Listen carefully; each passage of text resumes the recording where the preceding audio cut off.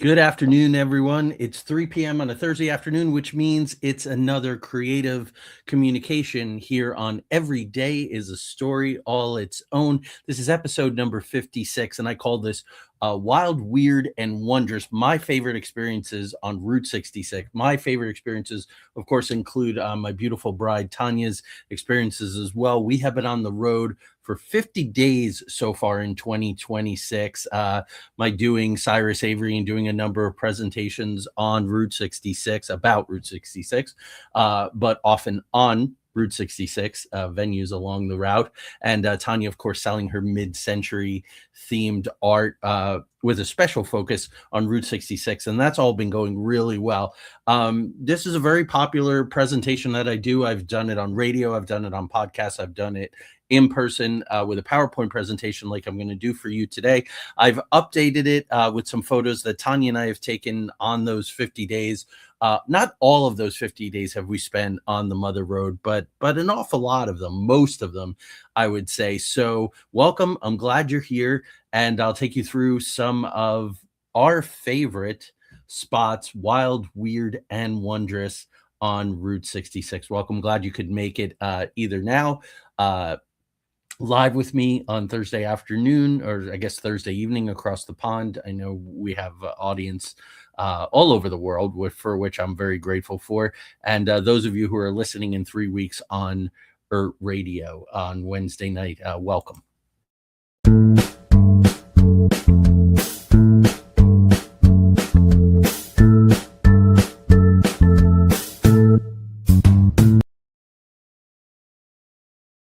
Okay, so let's jump right in. I'll bring up the PowerPoint presentation. I'll make that as big as possible. You certainly know what I look like. So here we go. Wild, weird, and wondrous. My favorite experiences on Route 66. And I've broken this up into categories. So let's start with neon. So first, a little bit of a neon 101. I know I was asked to do a radio show, road trip talk. With Gary Mance several years ago. And neon was one of the topics that we tackled on one of the episodes. So, neon is actually made out of noble gases. So, red light. Phosphors are used for other colors. Helium is the yellow pink that you'll see. Mercury is the blue. Krypton is the green. And of course, that yellow, pink, blue, green, and red are the predominant colors, as you'll see as I go through these neon. This is a specifically U.S. folk art dating to the 1920s. The 1930s to the 1960s was a peak, but with the 100th birthday of Route 66, neon is making a comeback. Neon is now everywhere, which to me kind of diminishes the fact that it was something that unique for you to go and see in places like Tucumcari, where the main strip in Route 66 is all lit up. But probably the more neon, the merrier. And again, a very specific U.S. folk art, and very, very much a part, of course, of road trip culture. So we're going to go in all these categories. We're going to go east to west, which is what you classically do. And I'm going to try to hit about every state with all of these different things. So Lou Mitchell's is the first. This beautiful classic red noble gas sign. Lou Mitchell's opened in 1923. Of course, Chicago is where the road starts in the east. The neon sign was added in 1949. A beautiful car out front. It's wonderful. A lot of these places always have classic cars out front. Sometimes someone is on the road in a classic car, happens to be out front. I'm going to show you one of those, not a classic car, but a motorcycle, which makes it really, really cool. The next one on the list here, so beautiful, Del Ria's Chicken Basket and Cocktail Lounge. Tanya and I go visit the Munger Moss. This is in Lebanon, Missouri. It was built in 1946, the oldest operating motel on Route 66. Just a beautiful beautiful sign. Tanya and I always make a point to stop there. Continuing on, Springfield, Missouri, the Rest Haven Court. Look at this with the classic arrow, that beautiful green arrow. I love the verbiage that is on the changeable sign. Welcome, low rates, truck parking, Wi-Fi, and of course HBO. Everybody needs that when you're at the Rest Haven Court. And again, that's in Springfield, Missouri. Again, 1936, a gas station was added, and the neon sign was added in 1953. So these add-ons, as it got through, neon got more and more popular. These businesses got more successful. They had the money to create these signs, and there's still attractions, and we still have them. Another one that Tanya and I always stop at, absolutely beautiful with the stone buildings. It's a wonderful look. The Wagon Wheel Motel in Cuba, Missouri. Just beautiful, absolutely beautiful. Again, the classic green with the red arrow. So here, this is relatively new. This is only a couple of years old. St. Robert, Missouri is Tanya and I always stay there. We love it. There's a wonderful Comfort Inn where we stay. It's kind of a boutique. The name of it now is escaping me, the specific, but St. Robert, Missouri, the Neon Park. They have probably 8 or 9 of these signs. If you look at the one on the right there, the Stanley Cortell with the office sign, you can see some other ones in the back there. I only chose 4 to share with you today. Skyline Garage, again, the beautiful green and red. I think the greens and reds are my absolute favorites. And of course, AAA, no vacancy, Motel St. Louis, 44 Ultra made units, air conditioning, TV, and steam heat, all the things you would need back in the day in a motel. So these, obviously, they're all located right on Route 66, right in the central area. Like I said, I think there's 8 or 9 of them, and they have been taken from around Missouri. Again, some from St. Louis, as you can see. And wonderful. And they all have a sign telling you where they came from and a little bit of the history of the place. And when you see all 8 of them together, it's absolutely breathtaking. Tanya and I have been there in January, in February, in March, in April, in June, and July. And there are always people there. So let's continue on. We're moving right along here. The Desert Hills Motel, right on Route 66 in Tulsa. It's right from where I often stay. It's right up the road from the Campbell Motel, which was built in the 1920s. Rather, reported to originally have been a bordello. Word is that the Campbell Hotel there is haunted. No neon, so we're talking about neon. That's why I have the Desert Hills here. They have a wonderful old car out there. I believe it's a 57 Chevy. But again, you got the cable, you got the phone, you got the Wi-Fi, weekly rates with a fridge and a microwave. What more could you ask for? That's right on 11th Street, which is Route 66, the original alignment. Definitely a must-see when you go down there. You go when you go out of the Campbell, you hang a right and you go down, and the Desert Hills is there. If you hang a left, you get in what is called the Meadow Gold District or the Market District. This sign was rehabilitated. This was a dairy company. Original sign, absolutely beautiful. Beatrice Foods makes quite a statement. It's very, very big. And then you go down, and there's the Giants and Bucks Atomic and all of that kind of thing also on the road there. Whoops. So this is the Big Texan Steak Ranch on Route 66. Beautifully. It was founded in 1966, run by the Lee family. They're absolutely wonderful people. They do the free 72-ounce steak challenge. I'll talk about that a little more. They're also in my restaurant stops. You have to do that. They've been on tour with their truck doing the 72-ounce steak challenge. And when we get to the food part, I'm going to tell you something very, very cool about the Big Texan Steak Ranch. But they are celebrating 66 years in existence. Congratulations to them, and very wonderful here on the 100th anniversary of Route 66. If you're curious, a 72-ounce steak is actually 4.5 pounds. You have to check it out. It's really, really neat. If you can eat it within an hour with some of the fixings that it comes with, you get it for free. So that's quite a challenge there. Tucumcari, New Mexico, near and dear to my heart. I stayed in Tucumcari as I was passing through on my way to Arizona in a brand new life with Tanya in 1997. She and I are going to go back that way. We're going to stay in Tucumcari, not at the Palomino Hotel, motel rather.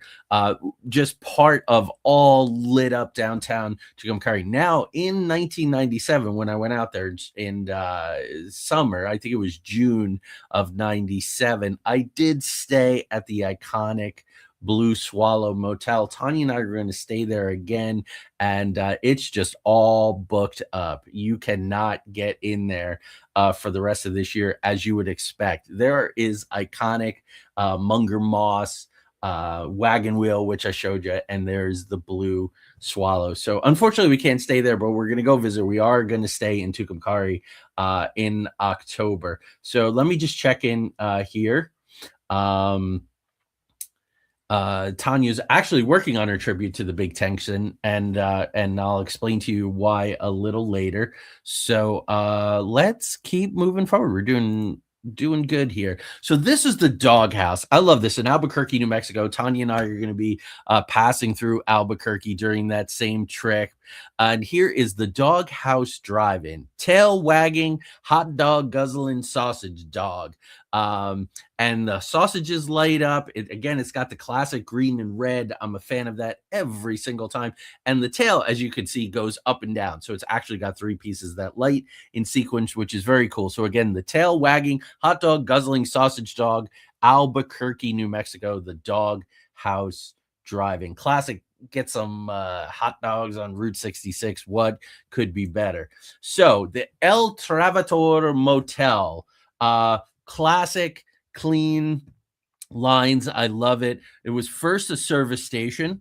It became a tourist court in 1939, and supposedly Clark Gable and Marilyn Monroe each stayed there. That sign, folks, is 100 feet tall, which is just wonderful and breathtaking, and Art Deco room. So you got the whole classic Route 66 package going on there. So I had to include it. And then, of course, again, another classic with the cars out front, with the classic wigwam, the teepee. That was a very popular motif in the classic history of Route 66.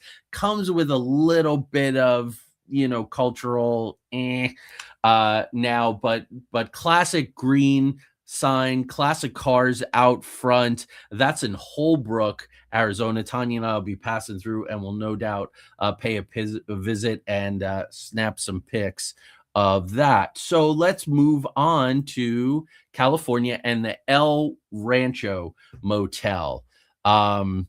This is in Barstow, California. I don't think Tanya and I are going to make it all the way out to California on this trip. 1947, this dates to the 100-foot sign. So if you go to visit, as of July 2022, when there was a suspicious fire, the motel burned completely to the ground, but the sign still remains. So you can at least go and see the sign. I encourage you to go ahead and do that. So again, moving right along, here we go. Roy's in Amboy, California. A friend of mine, I am wearing, let me change this up a little here. My new t-shirt, latest in my collection of Route 66 t-shirts, Ken's Route 66 Adventures. I met Ken at Roadfest 2 years ago. We hung out again this year. He's been gracious enough to put some of my presentations, Cy Avery, some of the other things on his YouTube channel, parts of them. Ken is doing the entire route from now through part of August, I believe, through most of August. But he's going to be on the show here on August 27th to talk about his adventures. In the meantime, go ahead and check that out at Ken Route 66, his adventures. He posts all the time. Really cool things going on. A couple days ago, he was at the Chain of Rocks Bridge. Had an interesting experience there that we're trying to make some sense of. But anyway, this is, let me bring this back up here. Roy's in the Mojave Desert, if you want to brave it. Roy's Motel and cafe. So that's a neon. That's some of my favorite neon that's on Route 66. Of course, there's more. There's never time for everything. So I call this next one monuments or must see wonders. So when I did a presentation in Enid during our 2 week residency there, while I was performing Cyrus Avery 21 times at schools and at a college and at a library, and it was wonderful. I created this for them. I call it must see wonders. So this will give you a little idea of the really cool stuff that you might see on Route 66. There is the ketchup bottle. This is 170 feet high. This is Collinsville, Illinois. They have their factory there for this particular brand of ketchup. Really neat. 170-foot tall ketchup bottle. And that's the kind of thing you're going to see on Route 66, which is just absolutely wonderful to me. Um, Now, here is Fanning's Outpost and General Store. This is a picture on the left here that I took, I guess, about 3 weeks ago when we were coming home and got that wonderful Harley Davidson out front. You just kind of live for that stuff. I would tell you, these folks are terrific. Tanya and I bought a bunch of memorabilia and things there. We got wonderful old gas pump salt shakers with Route 66 on them. It's a wonderful place. Definitely stop there. That's again in Cuba, Missouri. So if you're going to go and check out the Wagon Wheel Motel anyway, if you're staying there, make sure you go to the Fanning Outpost General Store. They also have the second largest rocking chair, which is just when you go out the front door, it's just to the right. Obviously, you can't miss it. The Route 66 rocker at the Fanning Outpost, world famous and rightfully so. This was at 42 feet and 4 inches tall, if you can imagine, the tallest rocker until 2015, when they were bested by Casey, Illinois, who did a rocking chair 56 feet 1 inches. That is not on Route 66, but Tanya and I have visited that. I have posted pictures of that rocking chair to my Facebook page. So still second best. I mean, still, it's a 42-foot 4 inch rocking chair. Who cares if it's the biggest or not? It's absolutely amazing, and it's cool that it is there. So here is the blue whale. Tanya and I have been wanting to get over to see that, and we finally did it on our last trip. So several weeks ago, we went to see it. They have a new, they've done, it's a whole park. They've got a bunch of money for the centennial. They have a wonderful visitor center now, and that whale is cool. That was a present from a man to his wife, near and dear in Tanya's and I's heart. I'll tell you in a little bit. We have our own Route 66 love story. So that was wonderful. And certainly this year, of course, that love story is continuing. So next up on must see things. So Kansas. So, well, New Mexico and Oklahoma have the most, 400, almost 500 miles. Kansas only has 13.2 miles, but I call them Kansas's 13.2 mighty miles, and they truly are. You have Galena, you have Riverton, and you have Baxter Springs. So here we are. This is Galena, the Canitex gas station. Now Cars on the Route. I think it used to be called Women on the Route or For Women on the Route. It's called Cars on the Route. I got to meet one of the owner founders at Roadfest in June, Melba, and they call her Melba the Mouth. And it is not an insult at all. She talks incredibly, incredibly fast. She does this thing. It is absolutely wonderful. You might recognize that tow truck right there. That is their old tow truck that is at Cars on the Route. And that was the model for Pixar's Cars tow mater. So it's very cool. They got a tow mater. They got this guy next to him. Tow mater's so cool, played by Larry the Cable Guy, of course. So when you go to Cars on the Route, and you really should in Galena, tell Melba that Cyrus Avery from this year's Road Fest said hello and sent y'all down to see her and ask her to do her Melba the Mouth routine. It's very, very cool. Here we have the Rainbow Bridge. Always go to that. I love to stand on it. I love to photograph it from all kinds of angles. I've taken many, many photos of it. This is the Rainbow Curve Bridge. This is a pony truss bridge that's in Baxter Springs. Baxter Springs, the inspiration for Radiator Springs, again, in Disney's Cars. So very cool there. Um, and I'm going to get to another place that you really have to stop in that finishes out in Riverton. And Tanya and I stayed at a wonderful uh, bed and breakfast. Well, no, I guess an Airbnb really. It's wonderful. We got the key, we let ourselves in, we made a fire in the little fireplace, the little chimenea in the back. We were there in January, so peaceful. It was wonderful. That was the old Riverton Post. But anyway, here we are. This is Pop 66 Soda Ranch. Both of these are in Arcadia, of course, the Arcadia Round Barn. I love these because it's the very old and the very new Pop 66 Soda Ranch and Round Barn. Built by local farmer William Harrison Oder in 1898 using native burr oak boards soaked while green and forced into curves. And the Pops tower, I believe that soda pop tower, I believe is 66 feet tall. I don't have it here in my notes, but I believe that that is true. So when Tanya and I are in Amarillo in early October, we of course are going to go to the Cadillac Ranch. Neither one of us have been there for a very long time. I haven't been there since 1997. That's what it originally looked like. That's what they're looking like now. They're rusting. I mean, if you haven't seen these, go to see them. They were put in the ground by an art collective with Ant in the name. And there's a very rich man, and he wanted something cool on his property, so he hired them to do this.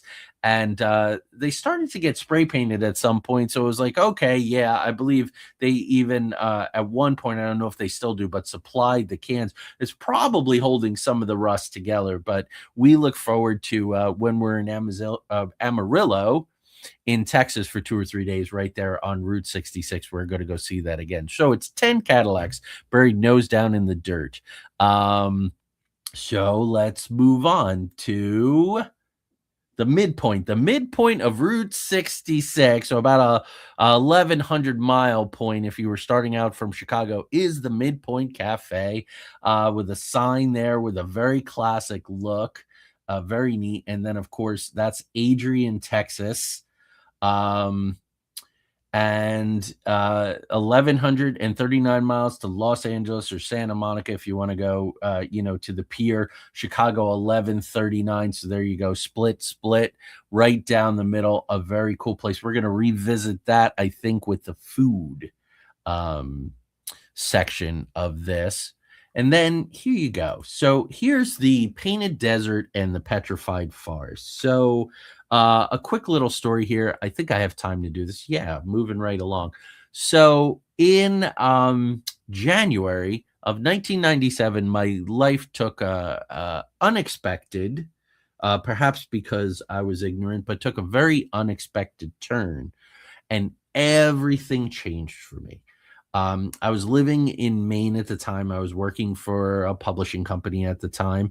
I left that job and I went home to Jersey, and I knew that I didn't want to stay there, that it was a temporary thing. I moved in with my parents for a little. I was 29 years old, and I decided to go out to Arizona. My dear friends, both of which have passed now, my theater mentor, Jerry, who I talk about so much in Every Day is a Story All Its Own, now in its second edition. That he and his wife Lori have both passed away.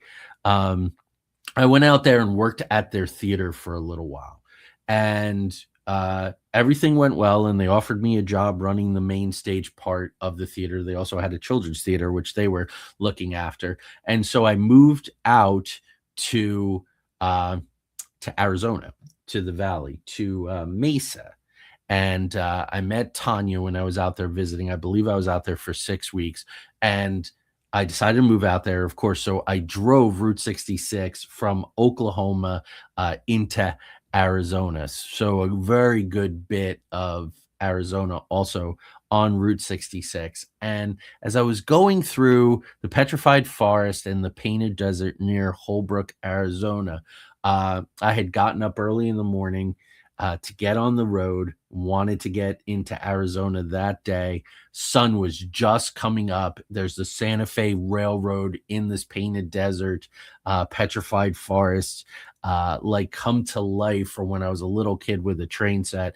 One of the absolute great moments of my life. That trip in 1997 was absolutely amazing. And Route 66 has been in my heart and in my soul ever since. I remember being in the Panhandle in Texas, probably somewhere between Shamrock and Amarillo, and just looking at the arroyos and pulling over, feeling like I'm something out of a Jack Kerouac novel. And I was like, you know what? I'm not going to go to Arizona. What I'm going to do is I'm going to take some of the money that I'm going to have that I have while I get established, and I'm gonna go be a short order cook. I had restaurant experience. I'm gonna be short order cook and write poetry and just stay in the Texas Panhandle for a while and see what happens. But I decided not to do that. Went on to Arizona, and 29 years later, I'm very glad that I did, and I'm super excited to drive through the Painted Desert and through the Petrified Forest with Tanya this fall. So here's another one. I have not been here yet. This is Oro Grande in California. This is Elmer Long Jr.'s Bottle Tree Ranch. This to me is the spirit of artistry, creativity, showmanship, although that's not why Elmer did it. That go along. It's not here, but Merrimack Caverns in Stanton, Missouri. That was Lester Dill in the 1950s, credited with inventing the bumper sticker. He had a guy show up and go, "Hey, I'm Jesse James. I didn't really die, and I used to hide with my gang in these caves, and here I am." So they promoted the guy, and he lived in the area, and hey, this is Jesse James. And none of that was true, but that is this neat spirit of this P.T. Barnum-esque showmanship that is so Route 66. So this is 2 acres. It's completed in 2000. It has over 200 bottle trees. And in the foreground there, you see bottle trees. Interestingly enough, where we live here in Northeast Ohio, when we drive to the post office, when we drive to the grocery store, when we drive to the Dollar General, there are some people that have some of these bottle trees, which is very neat and always reminds me of Elmer's Bottle Ranch. They're metal pipes from which the glass bottles hung. It was free to go in from sunup to sundown. You could look. He had a boat filled with bottles. He had a tree made from a used missile, with decorations on top of some of these bottle trees, from rakes to electric guitars to surfboards, wagons, and gumball machines. He's got farm equipment there, a typewriter, a Jeep. Now, Elmer passed away June of 2019. It was closed for a little while, but it's now run by his son, Elliot. That is a place that someday I am going to go to. That you can see all the cool things, some of the tree toppers. I always have to talk about this place. So now we're moving on to the Giants. And this is one of those, if you know, you know. But if you don't know, now you will know about it. So there were these guys, the muffler men. They're like, I don't know, typically 20 something feet tall, up to 30 feet tall if they have a hat or a helmet or something like that. Most of them are in about the 20-foot range, fiberglass. They started as these muffler men and they become all these kinds of things. So let's take a look at these different things. I got a bunch here on this screen here.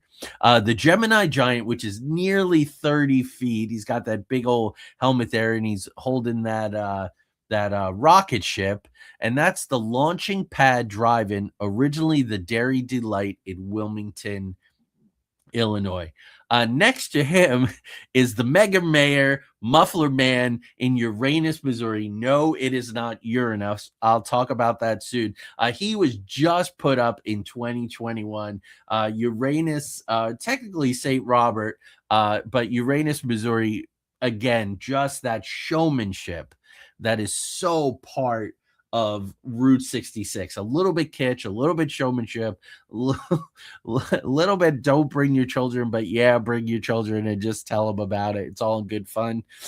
Next to him there, holding the American flag, is your classic muffler man. He's holding the American flag instead of holding a muffler. He looks a lot actually like Paul Bunyan. You could easily have an axe. It's all part of this archetype here, this muffler man, Paul Bunyan type with the knit cap and the red shirt there. He's the Louderbach muffler man in Springfield, Missouri. And next to him there, I guess just below him, is Carl the chef. So again, you take the muffler man, you take the beard off, you take off the knit cap, you put on the chef hat, and he's still got his arms there and he's got the spatula. He could again easily be holding a muffler. Not that you want your chef to be holding a muffler. So let's continue. I showed you the Meadow Gold sign. This is well, the one all the way on the right there. Let's talk about him first. When the past 3 years I've done Road Fest, Tanya was a vendor there, an artist, this past summer, and that is the Golden Driller outside of the Tulsa Expo Center. He stands 76 feet tall, and his arm is resting on an actual oil derrick. So that will give you an idea of what that 76 feet is. That's 1953. That he was built in the Expo Center. Of course, oil, Tulsa, the Glenpool oil field. If you watched the show last week, and I did Cyrus Avery, father of Route 66 and so much more, you'll know how important oil was to Tulsa. And because of that oil, and because of Tulsa, and because of Cy Avery, that's why Route 66 goes through Tulsa, and they make a very big deal out of it. A couple years ago, they were officially named the capital of Route 66. So let's continue. So there, in the Meadow Gold District, Bucks Atomic, there's the original. There's Stella Adam. And Stella was just added in June 2024, like I think the day after I left, after my first Road Fest. Otherwise, I could have seen her be put in place there. And the Cowboy was put in 2025. And then you got a classic, that's at Meadow Gold Mac. You got a classic Paul Bunyan there with some snow on him, which is very interesting. So continuing on here, you got another classic Paul Bunyan, but a muffler man in Flagstaff, Arizona, 20-foot tall, former Paul Bunyan.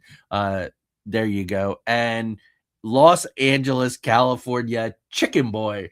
Now, my good friend, curator of the Route 66 journey, builder curator of it, and artistic director of Road Fest for the 5 years that it was put on at that expo center, is freaked out by Chicken Boy, but I absolutely love him. And it's the classic. You see the blue pants. If I go back to some of these others, you got the classic blue pants and red shirt there, and I believe, yeah, you got it there, the Louderback man.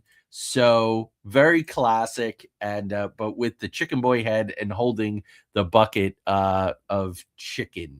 So that is your muffler man. So we got to talk food. Route 66, you're driving, you need food. What do you need? Food, gas, and lodging. Sometime I'll do an episode. I got to put together an episode, a presentation on my favorite gas stations. So there are really some neat ones. Campbell Service Station, I will give a shout out in Pacific. It is a wonderful museum. It is pristinely rehabilitated, renovated. It's wonderful. It costs nothing to go in. It's a total passion project. It's right up the street from one of Tanya and I's favorite places, the Red Cedar Inn. So you got to go through Pacific and check that out. So I'll have to do that. I'll put together my favorite. There's a cool Sinclair in Tulsa. I'll need to do that. So anyway, food, burgers and fries, of course. That is the classic, but that's not all, of course. So again, Lou Mitchell's, which I already talked about, 1923, Route 66 kickoff. Breakfast is a cool thing to do. Have breakfast at Lou Mitchell's and then get on the road heading westward for that 2,200 and some odd miles. They have been handing out donut holes since 1958 and milk duds to the ladies and the kids, which is pretty darn cool. Now we're back to Del Ria's Chicken chicken basket. Of course, not only the cool neon, and of course, that's in Willowbrook, Illinois. Gas station lunch counter in the 30s. They got the broasted chicken. So bring your favorite bro or broski and get some roasted chicken and also biscuits and honey. That sounds good. It's a good thing that I'm having roasted chicken tonight because that sounds really, really good. Um, this is one I didn't talk about. Cozy Dog Drive-In, the two hot dogs just cozying up. The Cozy Dog Drive-In in Springfield, Missouri, launched in 1946 on Route 66 in 1949. So some businesses started not on Route 66 and wanted to really take advantage of that growing Route 66 traffic. So they moved there. This is the home of the hot dog on the stick, the corn dog. So be sure check that out. The Atterstone Cafe in Litchfield, Illinois, founded in Carlinville, where of course the giant 70 something tall ketchup bottle is. That was founded in Carlin in 1924. Pete Adam in 1929 became the owner and relocated it to Litchfield, one of the longest operating businesses on Route 66. So we always have to give them a shout out. Now, here is the Twisty Tree Diner, classic 1950s diner, so cool. They got an Elvis sculpture, they got a Marilyn Monroe sculpture, they have the Blues Brothers sculpture, all very neat. Twisty Treat, this is part of the Pink Elephant Antique Mall. Tanya and I are going back there the last weekend in August. I believe it's the 29th and 30th, and we are speakers at their fourth annual, I believe, UFO Festival. So we're really excited. We're going to do the Supernatural 66 presentation. The first time Tanya's doing it with me. And we're also going to do our Missing Time Parallel Dimensions in Point Pleasant, West Virginia. Mothman, who doesn't love the Mothman? So go to the Pink Elephant Antique Mall. It's a giant antique mall, great for that, but so much, I don't even know what you would call it, lawn art and sculptures, really neat stuff. If you're in the area or want to be in the area, come and see us for that UFO festival, at the end of August. Our good friends Suzanne and Roy run that place, and man, they're doing stuff to it every day. It is amazing. Go to my Facebook page and just put in Pink Elephant in the search, and all the pictures will come up of aliens and spaceships and cool stuff. And of course, the Pink Elephant. And Tanya has just finished up one of her mid-century digital art pieces celebrating the antique mall. So you can look on my page or her page and see that as well. Now here, this is the concrete. Ted Drew's frozen custard, the concrete in St. Louis, Missouri. The brand was started in 1929 in Chippewa on Route 66 since 1941. Again, the upside down concrete. That is just really cool and perfect for summer with those heat waves that we all just endured. Man, that would have been awesome. So here is Red's Giant Hamburg in Springfield. The original was in 1947. It was reborn in 1929. Got a classic car out front. What is not to like? And when they made the sign, they couldn't fit the full word hamburger. Sounds like something that I would do. So they dropped off the ER and just made it the Giant Hamburg. And I think that that is pretty darn cool. It is often credited as America's first true drive-through. So you get the Redberg and a house root beer. That sounds pretty darn good if you ask me. Again, that's in Springfield. So I mentioned this in passing, but here it is, Uranus Fudge Factory. You walk in the door and they all yell together, "Welcome to Uranus." When Tanya checked out the first time, the people who check you out, I guess they all have their own things that they say, but they said, "Thank you for picking Uranus. Be sure to wash your hands." Just very, very cool. It's funny. They got a ton of cool T-shirts, and They have so much fun with this. They have music videos. They have a movie. They, of course, have the mayor. That's not just a giant. They got a mini golf course. They got the sideshow museum. They got neat stuff. Be sure to check out the baby rattlers, but be very careful. That's all I'm going to say. And this is right next to St. Robert. So Uranus Fudge Factory and St. Robert Studio Z, which is where we stay in St.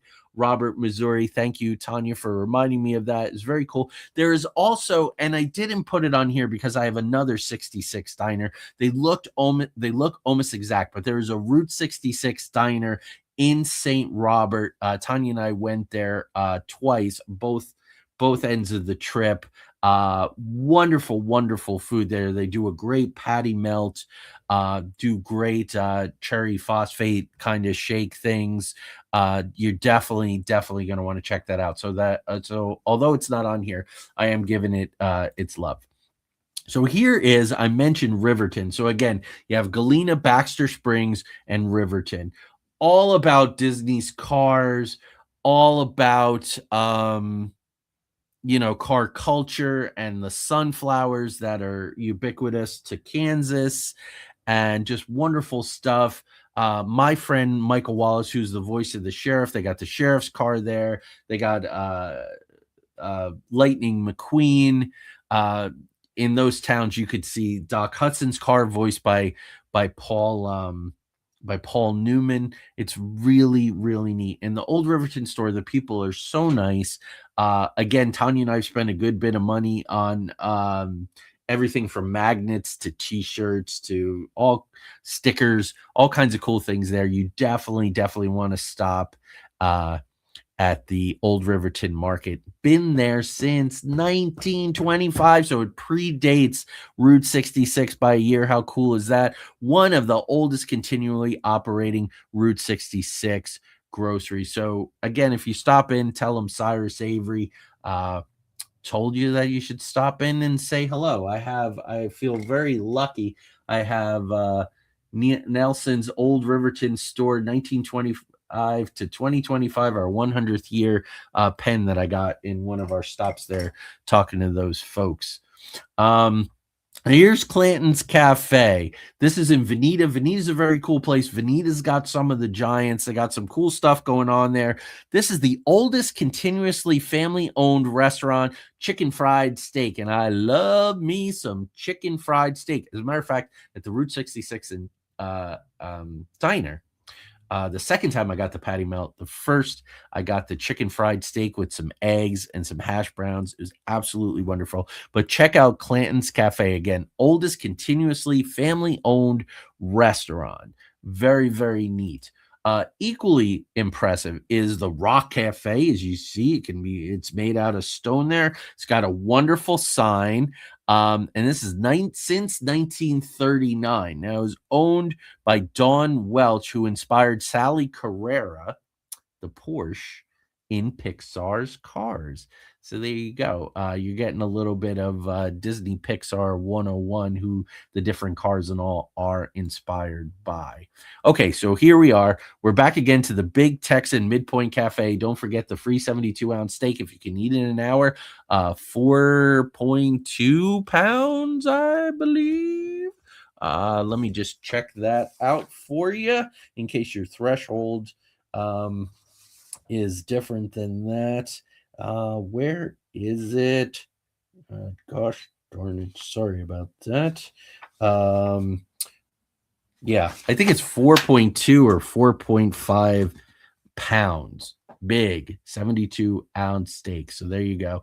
And of course, the Midpoint Cafe as well. So moving right along here.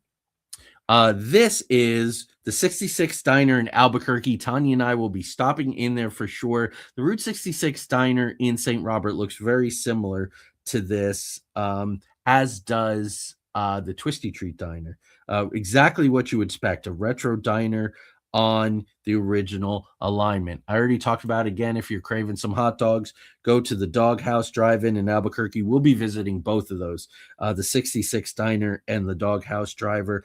Foot-long chili cheese dogs, which sounds pretty darn good. And this The doghouse was featured in Breaking Bad several times. So there you go. So we're coming to the end of this. Here we go. Here we go. This one is very, very important. This is in Seligman, Seligman. You'd want to say um, maybe Seligman or something. It's Seligman. And this is Delgadillo's Snowcap. Been here since 1953. Uh, the Delgadillo, Angel Delgadillo, is one of the luminaries of Route 66 and the founder of the historic Route 66 Association, which went a very, very long way towards preservation, renewing interest in the route, hand in glove with Michael Wallace's 1990 book about the Mother Road, which was the primary research material for Pixar's Cars, how he hooked up with those guys, took them along the route. They were well familiar with his book, asked him to become the sheriff. Has the distinction of being in all of the Cars products, the only voice actor to be in all the different iterations. So you definitely want to go there.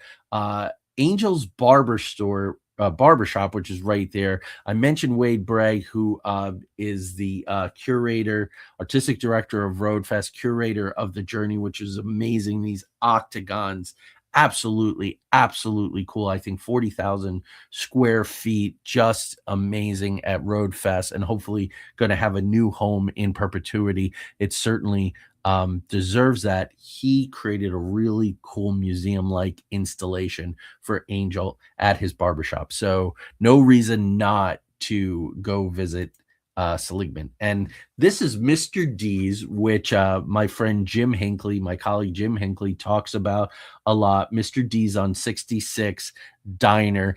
Tanya and I hope to get out to Kingman. So Kingman, Oatman, Seligman, that's the Sitgreaves Pass. Breathtaking step back in time, breathtaking views, very, very cool. Kingman Jim, there's a statue of him there. Also, the 1953 supposed Kingman UFO crash that I talk about in my Supernatural 66. Tanya and I will be talking about that at the UFO Festival in Livingston. So this is Mr. D's Route 66 Diner in Kingman, 50 style burgers, root beer in a historic gas station railroad depot. Kingman is very, very cool, and we're looking forward to visiting Kingman and perhaps doing some cool stuff there. I should know soon.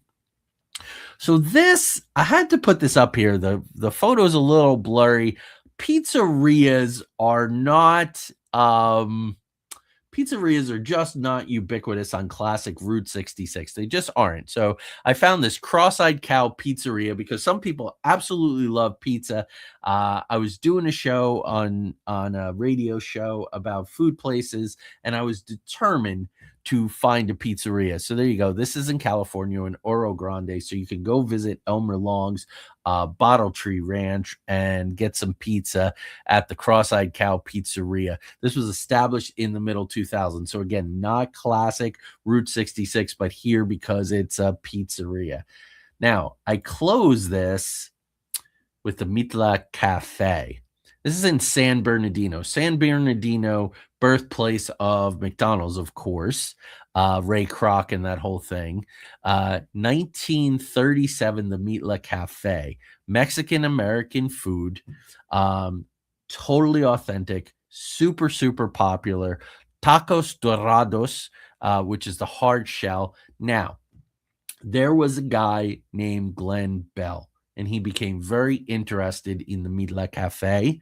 He went over, he talked to the woman who ran it, talked to her husband one day, talked his ear off, got very interested. The husband showed him around, showed him the process, showed him everything, and Glenn Bell went off and created Taco Bell. I say no bueno Taco Bell. That's not right, but check out the authentic. Go check out the authentic, the Mitla Cafe.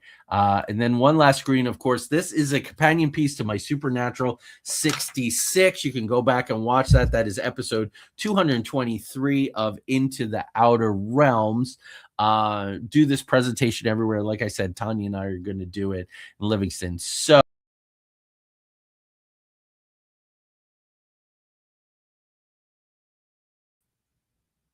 took myself off the stage there for just a second. I apologize for that. My friend Ken, Route 66 Adventures, check him out on YouTube. Ken's Route 66. Check that out now.